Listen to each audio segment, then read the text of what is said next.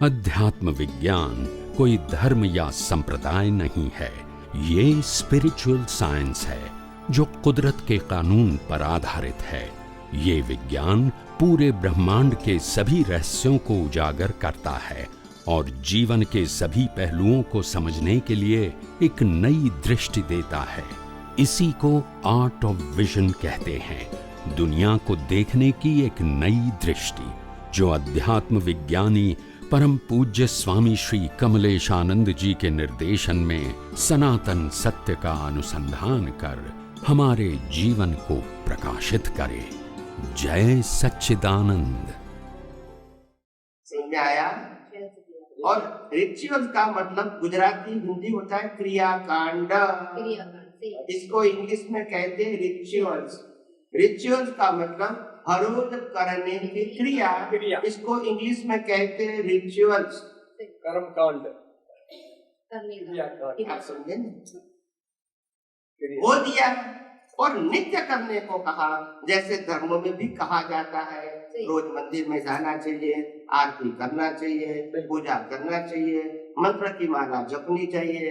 ये सब बताते हैं ना दुनिया के सब धर्म में, वो ही उन्होंने शुरू किया क्योंकि तुमको वही चाहिए। जैसा ग्राहक तो व्यापार वही करना पड़ेगा। अगर व्यापार नहीं बनोगे तो ग्राहक फिर आएंगे नहीं। फिर धीरे धीरे उन्होंने एक एक करके क्रिया दिया कि आपको ये करना है, ये करना है, ये करना है, ये करना है। चरण विधि तो बहुत बाद में आई थी, बहुत बाद में, करीब करीब 10-12 साल के बाद चरण विधि आई। चरण विधि के वाक्य बोलते थे, समझ में आया? चरण विधि प्रिंटेड नहीं थी, नित्य क्रम के रूप में नहीं। आप पुत्रों को भी ये दिया? सुनो तो सही। उसके बाद ये चरण विधि भी आई। इसकी किताब पहले तो मुंह पे बोलते थे और उसी दिन लोग आ जाते थे और एक व्यक्ति बोलते थे और सब लोग सुनते थे।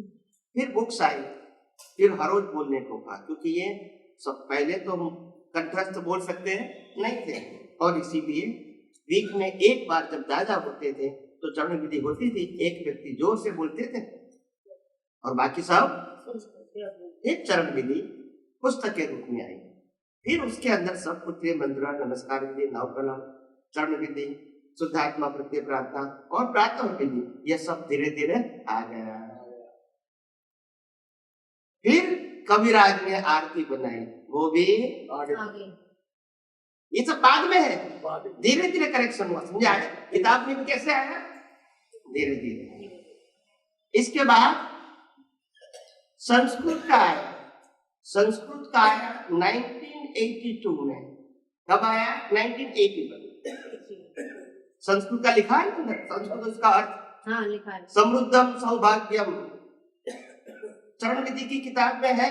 अच्छा, आपने नहीं देखा? हमारे में नहीं है, हिंदी भी तो नहीं है। हिंदी और गुजराती का मिला है। हाँ। वो समृद्धम सौभाग्यम वो दादा ज्ञान विधि के बाद गाते भी थे। वो एक ही व्यक्ति संस्कृत बोलती थी, दूसरा व्यक्ति गुजराती बोलती थी, दोनों ही छपा हुआ था। और इसके बाद आरती आई, ये संस्कृत आया जी। लास्ट के अंदर क्या एंटर हुआ? कीर्तन भक्ति, वैल्यू ऑफ कीर्तन भक्ति, कीर्तन भक्ति का महत्व, वो भी आया। समझ में आया? मैंने आपको हिस्ट्री बताई। क्या बताई? हिस्ट्री दादाजी। और जब ये सब कुछ आ गया, उसके बाद लास्ट ईयर ऑफ दादा भगवान 1986 एंड 87 जी, एक साल उनका ज्ञान काफी संघर्षमय रहा। क्या रहा? संघर्ष। उन्होंने जो जो कुछ दिया था वो फाइनल में उन्होंने करेक्शन कर दिया, मगर उससे पहले रिचुअल चालू हो गई थी तो वो करेक्शन समझ में। उन्होंने कहा अगर शुद्धात्मा देखते हैं और व्यवस्थित शुद्धात्मा में रहते हैं और व्यवस्थित ही देखते हैं अवस्थाओं को, तो प्रतिक्रमण सामायिक की जरूरत नहीं है। ये भी उन्हीं ने कहा है। आप तो सूत्र पढ़ लेना, एक नहीं 50-50 आप तो सूत्र है, आप तो सूत्र है। आप तो सूत्र है। समझ में आया?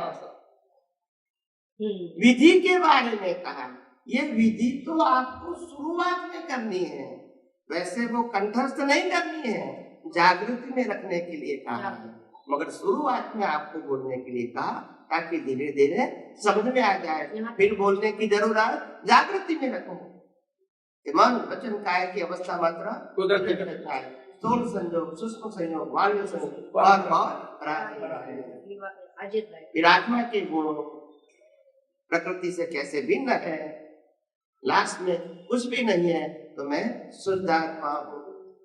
ये सब उन्होंने जागृति के लिए दिया। लास्ट में उन्होंने कहा रोज बोलने की जरूरत नहीं है, मगर शुरुआत में जरूरी है।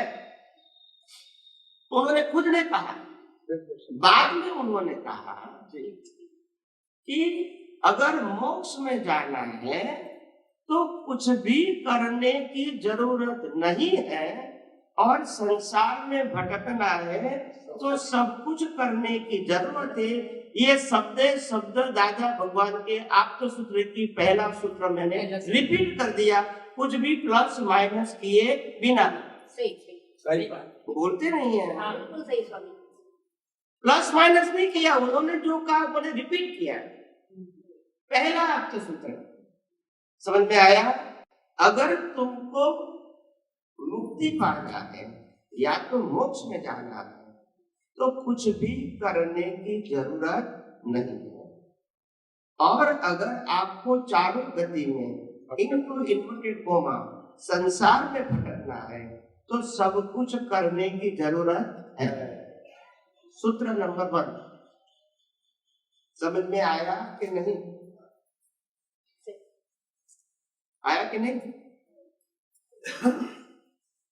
बहुत कुछ कहा है उन्होंने। ये भी कहा है, मैं सब सूत्र की बात करता हूं, मेरी बात नहीं करता। उन्होंने ये भी कहा सूत्र के अंदर, हालांकि ये सब हमने प्रत्यक्ष सुना है, मगर आपके लिए तो रेफरेंस जरूरी है, नहीं तो आप मानोगे नहीं, बोलते नहीं हो। इतने अहंकारी है, नहीं मानेंगे। वो दादा भगवान भी कहते थे ये सब महात्मा हमको तो मानते हैं, हमारा नहीं मानते। वो रामकृष्ण महावीर को तो मानते हैं, उनका तभी तो ये दशा है। सही समझ में आया कि नहीं? तो ज्ञानी पुरुष दादा भगवान ने ये भी कहा है, अगर आपको मोक्ष में जाना है तो यहाँ सामायिक प्रतिक्रमण, आरती, माला, मंत्र जाप, ऐसा ताइफा शब्द बोला। क्या बोला? ऐसा ताइफा। ताइफा मतलब समझ लें, ताइफा मतलब दिखावा, शो अप, क्रिया कांड का शो अप यहाँ नहीं होता। यहाँ तो देखना है और जानना है, और वो देखना और जानना सम्यक हो गया तो चारित्र भी क्या हो गया है? ये भी उनका ही सूत्र है, मेरा सूत्र नहीं। बोलते नहीं है,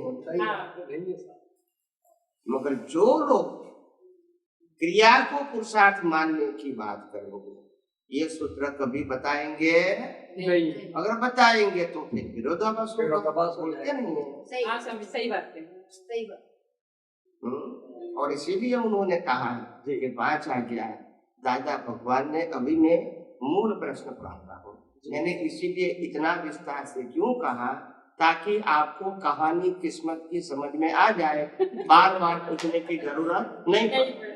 मैं सभी प्रकार के प्रश्न जो अभी किया नहीं है, उठा नहीं है, वो उठे नहीं और उठे तो बाहर नहीं निकले, इसीलिए पूरा कहा। अभी तक जो प्रवचन सुनते थे उस समय तो प्रश्न नहीं हुआ ऐसा, इतना साल निकाल दिया, तब तक किसी साधु संत सन्यासी को प्रश्न नहीं किया कि भाई तुम 2 कलाक लेक्चर लेके चले जाते हो, हमारे प्रश्न क्या क्या, वो अभी तक किया बोलते नहीं है। तो हमको भी, क्योंकि देखो हम हमारी मर्जी या हमारे भाव ऐसा है, हम कम बोले, मगर कम बोलने के पहले हमको इतना सारा वर्णन इसलिए करना पड़ता है ताकि सभी प्रश्न जो अभी उठे नहीं है या तो आपके दिमाग में है, उसका उत्तर बिना किए मिल जाए, ताकि प्रश्न करना नहीं पड़े, हमको व्यक्तिगत रूप से उत्तर भी देना नहीं पड़े। हम उत्तर देने के लिए नहीं बैठे हैं, हम आपको समाधान देने के लिए बैठे हैं। आप करते रहो, मैं समाधान, ऐसा नहीं। प्रश्न जेन्युइन है, आप आगे बढ़ना चाहते हो, अगर उसमें कोई समझ नहीं आती है तो मैं उत्तर देने के लिए तैयार हूँ। खाली तर्क करने से कोई मतलब नहीं। और यह विज्ञान में सबको फ्रीडम है, मैं पहले भी बोल चुका हूँ और बहुत बार बोला हूँ, ये विज्ञान कुदरत का था, है और रहेगा। अगर आपको समझ में आता है, फॉलो करते हैं, अनुभव करते हैं तो आपके लिए, अगर आपको समझ में नहीं आता है या समझ में आता है फॉलो नहीं करते हैं, वो भी मेरे लिए है, क्योंकि विज्ञान मेरा नहीं है। बोलते नहीं है यस और नो? तो मेरे को कुछ होगा क्योंकि मेरे को मालूम है, जो दादा भगवान ने भी कहा है। हम रामकृष्ण महावीर के समय भी थे, तीर्थंकर के समय भी थे, मगर नहीं सुना। यही दशा हमारी आज है। और अगर मेरा भी नहीं सुनोगे तो मेरे को तकलीफ नहीं, बोलते नहीं है। समझ में आया फिर? anyway, तो 5 आज्ञा के बारे में बता दो लास्ट, ओके, बाद में प्रश्न करेंगे। 5 आज्ञा के बारे में दादा भगवान ने ये कहा कि आप हमारा ज्ञान लेंगे, ये भी आपको सूत्र है। आप हमारा ज्ञान लेने के बाद अगर ज्ञान का, आज्ञा का पालन करेंगे तो शांति रहेगी। क्या रहेगी? शांति। मगर विज्ञान तो चौगर्दम से समझना ही पड़ेगा। अगर विज्ञान में जितने एंगल बाकी रहेंगे वहां तक ये ज्ञान प्रकट नहीं होगा। ये आत्म सूत्र है, समझ में आया? ये सब उन्होंने कहा है, मगर हम तो ऐसे हैं जो अच्छी अच्छी बातें हमको पसंद है वो ले लेंगे, नहीं पसंद है वो छोड़ देंगे। तो क्या है इसमें? एनीवे, कहने का मतलब ये है, अभी सिद्धांत की बात करते हैं। क्या करता हूँ, ये दादा भगवान, आपके प्रश्न का उत्तर में दादा भगवान ने क्या कहा है वो मैंने बता दिया। अभी विज्ञान क्या कहता है वो मैं बता, ठीक है? और बाद में फिर आपको प्रश्न करने का मौका दिया जाएगा। विज्ञान ये कहता है कि तुम केवल चेतन, अविनाशी और अनंत ज्ञान वाला शुद्धात्मा ही हो। ओनली, क्या बताया? अगर तुम शुद्धात्मा ही हो और चेतन, अविनाशी और अनंत ज्ञान वाले भी हो, इसमें क्वेश्चन नहीं है। मगर तुम मन वचन काया हो, मन वचन काया के मालिक हो, मन वचन काया को चलाने वाले हो, और मन वचन काया जो भुगतान करते हैं वो भुगतान करने वाले हो। ये सब भ्रांति है, ये सब भ्रांति। और भ्रांति को तोड़ना है तो ये सभी मन वचन काया की जन्म से मौत तक की सभी अवस्था को सिर्फ कुदरती रचना देखो, क्योंकि कुदरती रचना ही है।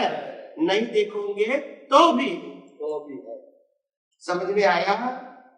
तो आध्यात्म विज्ञान में 2 ही बातें, शुद्धात्मा में रहो और शुद्धात्मा के अलावा सब अवस्था, ये भी की और पूरी दुनिया की, क्या देखो? कुदरती रचना है। नहीं देखोगे तो भी कुदरती रचना है, मगर नहीं देखोगे तो कुदरत आपको दंड देगी, क्योंकि कुदरती रचना है और आपने नहीं देखा है तो राग द्वेष तो होगा ही, कर्ता भाव तो रहेगा ही, भोक्ता भाव रहेगा ही, मालिक की भाव रहेगा ही, और देहाध्यास भी, और कुदरत उसका दंड भी देगी। समझ में आया कि नहीं आया? अभी यहाँ मेरा उत्तर समाप्त हुआ। ये जो भी अभी तक सत्संग जो भी आपका मिला है बहुत अच्छा मिला है मुझे, लेकिन यहाँ धीरे धीरे चलते चलते अब सम में आ रहा, यानी सम तक पहुँचने की संख्या, संकेत, सॉरी, संकेत तक पहुंचे। समझ गए, मेरे को शब्द नहीं सुना। इससे आगे क्या था हमारे को है कि रहा नहीं जाता, हमसे संकेत आता है लेकिन फिर सोच रहा ये सोचती है मतलब संकेत में कैसे रहा जाए। संभाव में संभाव है, सम खोजते हैं तो फिर विषम का तो कोई मतलब ही नहीं। तो फिर लेकिन ये जो अभी प्रकृति है ना, ये उछाल करती है ना, इसलिए इसके बारे में थोड़ा सा आपका प्रश्न है कि प्रकृति उछाल करती है, मतलब राम को युद्ध नहीं करना चाहिए, कृष्ण भगवान को महाभारत नहीं करना चाहिए, वो प्रश्न है। अभी जरा हमारे प्रकृति के बारे में प्रश्न मतलब सेम हुआ ना, उनकी भी प्रकृति उछाला करती थी, हमारा भी करती है, तो वो प्रश्न है आपका या अलग है?